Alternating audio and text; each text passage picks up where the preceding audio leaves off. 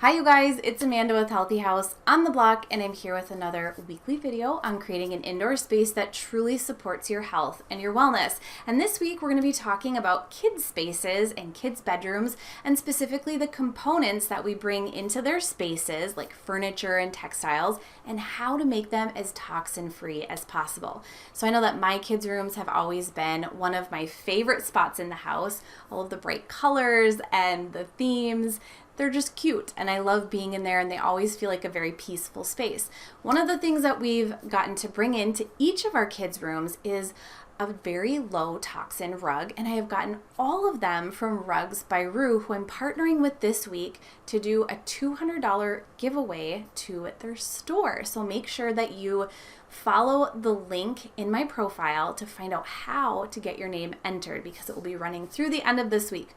I also want to share with you some furniture options this week that are very low toxin. Some are even Green Guard certified. We're going to talk about what things you want to watch out for, what textiles we want to avoid, and we're going to put together an entire room so that if you are going to be creating a children's room in the future, or you're maybe going to be turning your toddler's room into a big kid's room, these are the items that you're really going to want to look for to support their health and their wellness. So brand transparency makes it incredibly possible to create a healthy kids room that is as low toxin as possible. It's actually one of the best ways to help determine if a product is healthy. So this week we're talking about brands like Rugs by Roo, and they make it really easy to find out information on each of their products. It's because of this that you can trust the validity of their claims as well as their products. So we're also bringing this into kids spaces, and our kids spaces are extremely important to their health and their wellness. Kids are not mini adults. They are little individuals that have systems that are undeveloped, and they can be extremely susceptible to the toxins that we introduce to them. So having a healthy kids room for your child can actually play a huge role in not only their development, but their health as an adult as well. So the information that I'm sharing in this video and in the blog this week will help you understand some of the toxins in typical products that are in your kids' rooms and the components that you can look for to create a healthy kids' room in your own home. So as I mentioned before, kids are not just miniature adults. Our systems are fully developed and capable of filtering out toxins while protecting other organs from being affected. Children, on the other hand, have an undeveloped blood-brain barrier that allows many toxins to pass through before getting filtered out. Children also have thinner and less dense skin and skeletal systems, and this means that toxins can be absorbed at a very quick and much more efficient rate in comparison to us adults. And if you have kids, you know that kids have much different hand-to-mouth habits in comparison to us adults. Even as they get older, I know that I am not the only one telling my kids to keep their hands off their faces and out of their mouths all the time.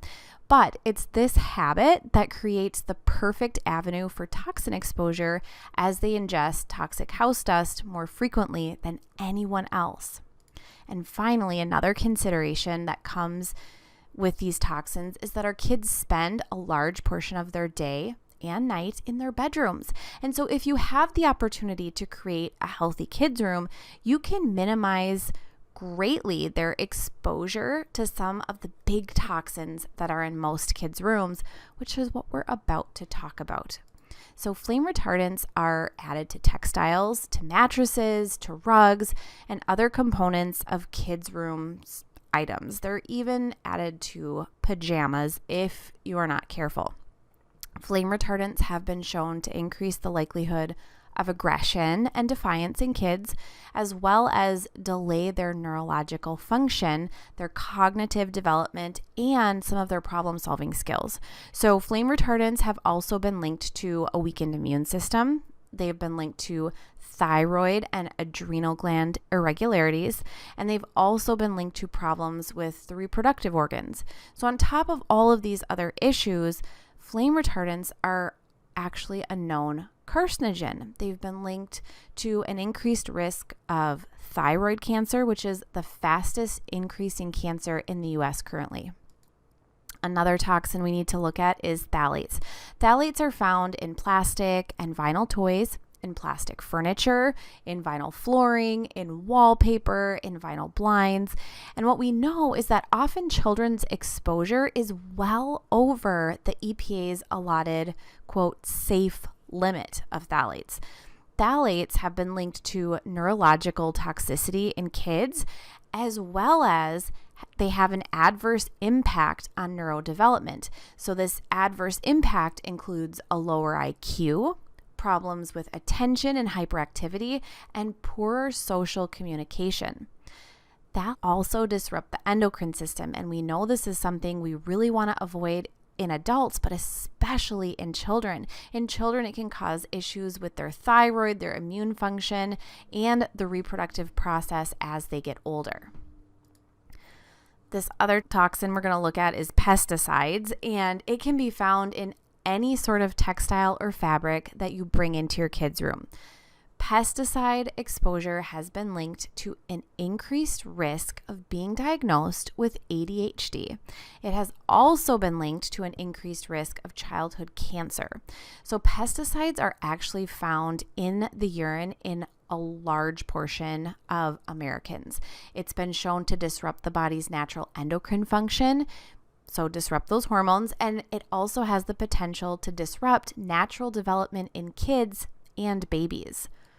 So we've talked about formaldehyde a lot. Formaldehyde is actually a VOC, and it's found in honestly anything from furniture to pillows, from bedding and upholstery products. It seems to be everywhere. It's in so many places around our home, and it's in a lot of places around our kids' rooms.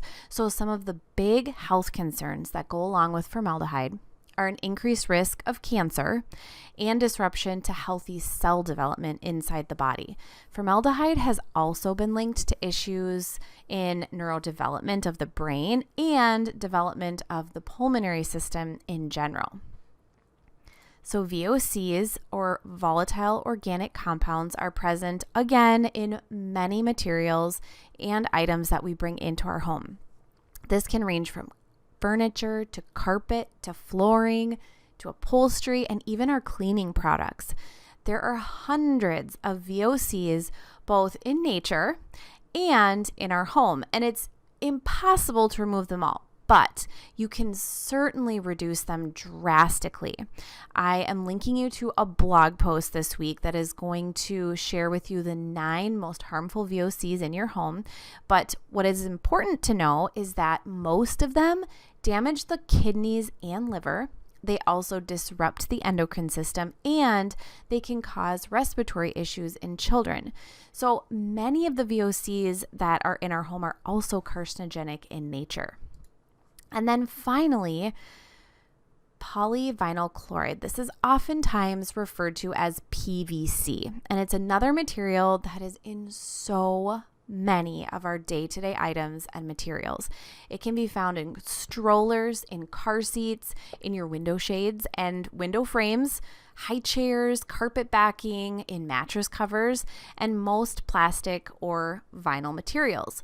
So PVC, polyvinyl chloride, has been linked to, again, endocrine disruption that in turn plays a role in childhood obesity. PVC toxins have also been linked to cancer as well as neurological toxicity in children. So that's a lot of toxins, but I'm going to share with you how you can pick items for your kids' room that is going to eliminate as many of those as possible. But the good news is there are so many healthy options made by trusted brands who offer full transparency on their products and manufacturing, but you just have to know where to look, and that's what I'm going to show you. So we're going to head over to the blog, and I'm going to share with you the products that I have shared this week, and I'm also going to share with you a giveaway that is going on that you can enter on my Instagram page.